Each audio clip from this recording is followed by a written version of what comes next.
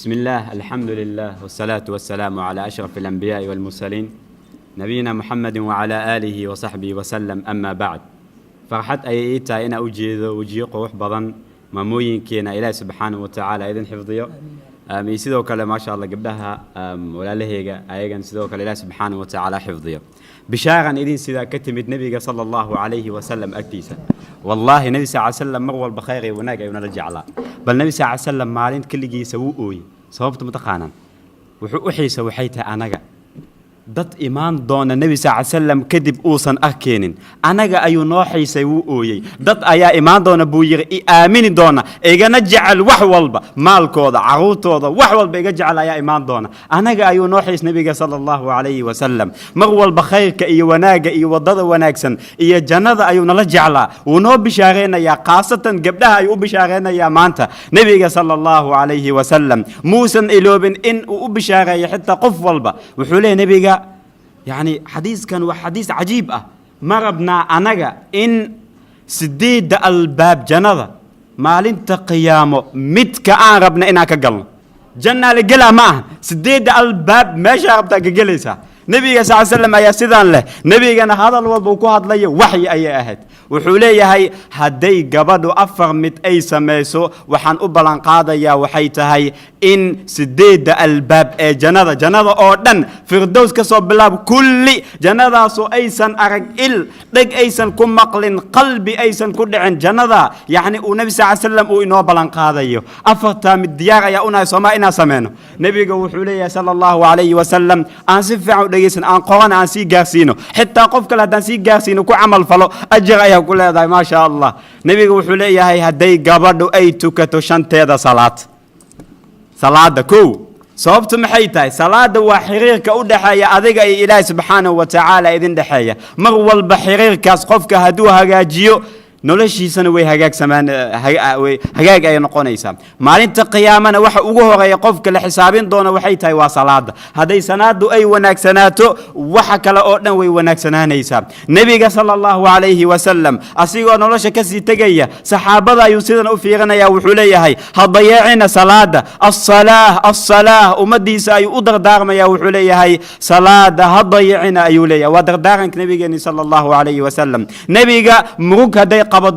قبضو صلاة أي أورد جرى صببتو محيتهاي صببتو أو حول كل ما يا وحيتهاي قلبي سن أي كوا حيسن يسال كلنك بقرك متك أبورتي أدونك نعرك إلهي سبحانه وتعالى بلال أي وعي وحليها يا بلال أرحنا بها يا بلال صلاة نقرا حي بلال صببتو إله سبحانه وتعالى لكلنك يسايو جعلا أدونك أودن عريرة هديكو نقطو أدونك أودن مجد هداد درينتد ددك أودن أديكو ظلميان كوحنتان كوغسو جيستان الباب والبهدي كاحرمتو دينت اي كوغ زيادو حنونك اي كوغ زيادو والله هل الباب اياجرتو صلاة داو استاكتت إله سبحانه وتعالى ايا كن فيكون وحانا سوت قال اهن ايو سوت قال كدغيا وشيء عجيب صلاة دا قفك مول بدو حفظيو إلهي سبحانه وتعالى ايا حفظنيا سببتو إله سبحانه وتعالى انت النحريسة ومتك ونحريس بدن إلهي سبحانه وتعالى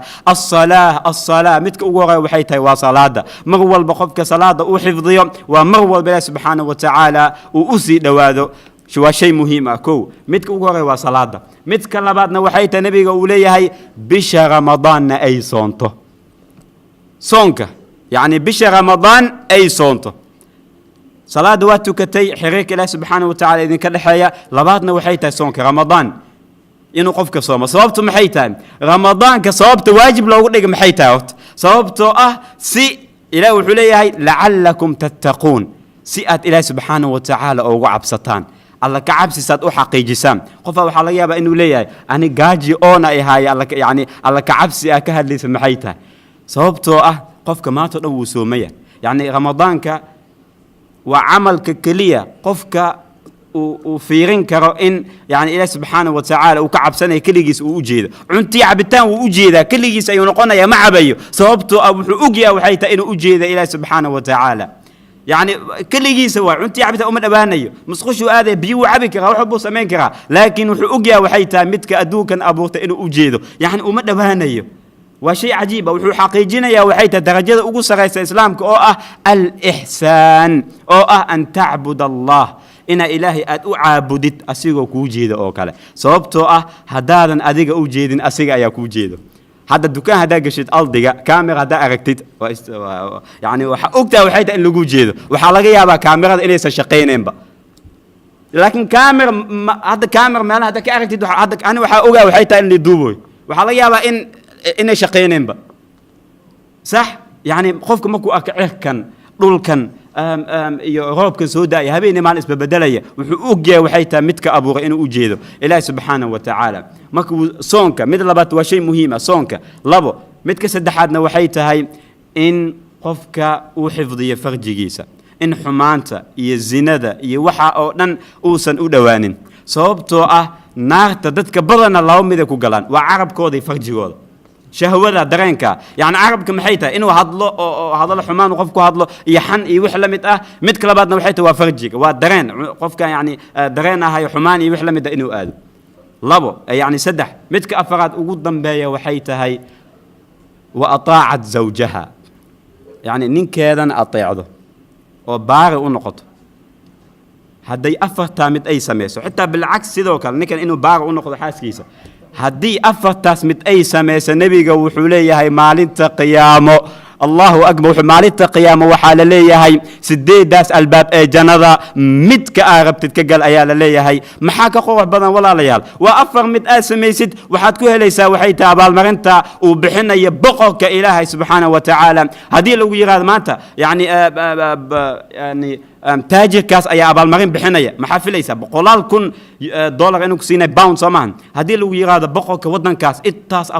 abaalmarinoo qofka maanta uu bixina yani wax weyn ku siinaa soo maahan ka waran ilaahi subxaanahu wa tacaala midka gacmihiis wax walba ay ku jirto jannada walaalayaal waxaa la keenaa